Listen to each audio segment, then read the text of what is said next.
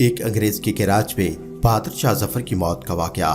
معزز ناظرین، اس سے پہلے کہ ہم آگے بڑھیں، آپ سے گزارش ہے کہ ہماری مکمل ویڈیو دیکھا کریں اور اپنے ساتھیوں کو بھی شیئر کریں تاکہ وہ بھی اس معلومات سے مستفید ہو سکیں۔ معزز ناظرین، ہندوستان کے آخری شہنشاہ بہادر شاہ ظفر کو میکنن میکینسی بحری جہاز میں بٹھا دیا گیا۔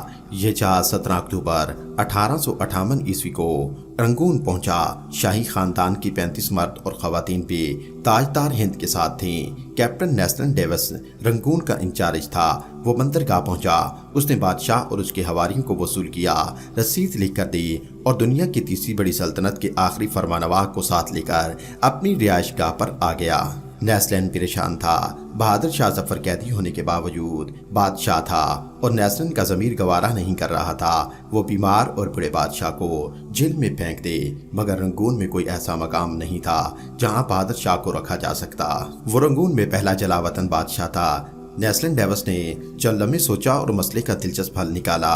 نیسلن نے اپنے گھر کا گیراج خالی کرایا اور تاجدار ہند، ذل سبحانی اور تموری لہو کی آخری چشم و چراغ کو اپنے گیراج میں قید کر دیا۔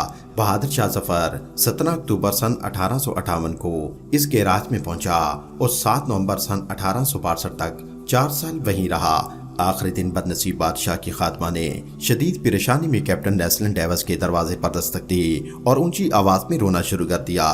ملازمہ کی آواز سن کر نیسلن نے اپنا پسٹل اٹھایا اور گارڈز کو ساتھ لیا اور گیراج میں داخل ہو گیا۔ بادشاہ کی آخری آرام گاہ کے اندر بدبو موت کا سکوت اور اندھیرا تھا اور دلیل لیمپ لے کر بادشاہ کے سرہانے پر کھڑا ہو گیا۔ نیسلن آگے بڑھا اور بادشاہ کا کمبل آدھا بستر پر تھا اور آدھا فرش پر تھا۔ اس کا ننگا سر تکیے پر تھا لیکن گردن ڈھلکی ہوئی تھی۔ آنکھوں کے ڈیلے پپوٹوں کے ہدو سے باہر ابھر رہے تھے۔ گردن کی رگیں پھوری ہوئی تھیں اور خشک زرد ہونٹوں پر مکھیاں بنبھنا رہی تھی۔ نیسلن نے زندگی میں ہزاروں چہرے دیکھے تھے لیکن اس نے کسی چہرے پر اتنی بیچارگی، اتنی غریب الوطنی نہیں دیکھی تھی۔ وہ کسی بادشاہ کا چہرہ نہیں تھا، وہ دنیا کے سب سے بڑے بھکاری کا چہرہ تھا اور اس کے چہرے پر ایک آزاد سانس، جی ہاں صرف ایک آزاد سانس کی اپیل تحریر تھی۔ کیپٹن نیسلن نے بادشاہ کی گردن پر ہاتھ رکھا۔ زندگی کے قافلے کو رگوں کے جنگل سے گزرے مدت ہو چکی تھی۔ ہندوستان کا آخری بادشاہ زندگی کی حد عبور کر چکا تھا۔ نیسلن نے لواحقین کو بلانے کا حکم دیا۔ لواحقین تھے ہی کتنے، ایک شہزادہ جوان بخت اور دوسرا اس کا استاد حافظ محمد ابراہیم دہلوی۔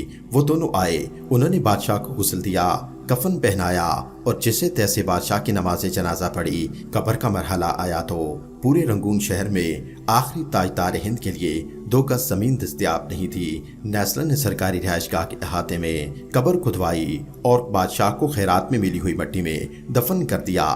قبر پر پانی کا چھڑکاؤ ہو رہا تھا، گلاب کی پتیاں بکھیری جا رہی تھیں تو استاد حافظ ابراہیم دہلوی کے خزاں رسیدہ ذہن میں 30 ستمبر سن 1837 کے وہ مناظر دوڑنے بھاگنے لگے جب دہلی کے لال قلعے میں 62 برس کے بہادر شاہ ظفر کو تاج پہنایا گیا۔ ہندوستان کے نئے بادشاہ کو سلامی دینے کے لیے پورے ملک سے لاکھ لوگ دلی آئے اور بادشاہ جب لباس فاخرہ پہن کر ایک شان سے سب کے سامنے موجود تھا، مگر 7 نومبر 1862 کی اس ٹھنڈی اور بے مہر صبح بادشاہ کی قبر کو ایک خوش الہان کاری تک نصیب نہیں تھا۔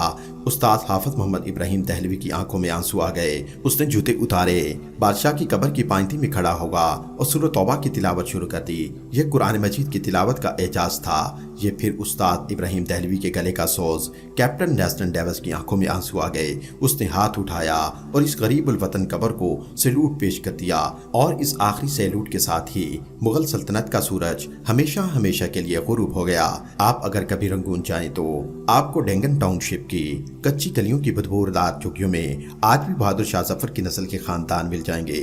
یہ آخری مغل بادشاہ کی اصل اولاد ہیں، مگر یہ اولاد آج سرکار کے وظیفے پر چل رہی ہے۔ یہ کچی زمینوں پر سوتی ہے، ننگے پاؤں پھرتی ہے، مانگ کر کھاتی ہے اور ٹیم کی کنستروں میں سرکاری نل سے پانی بھرتی ہے، مگر یہ لوگ اس قسم پرسی کے باوجود خود کو شہزادے اور شہزادیاں کہتے ہیں۔ یہ لوگوں کو عہد رفتہ کی داستانیں سناتے ہیں اور لوگ کہہ کے لگا کر رنگون کی گلیوں میں گم ہو جاتے ہیں۔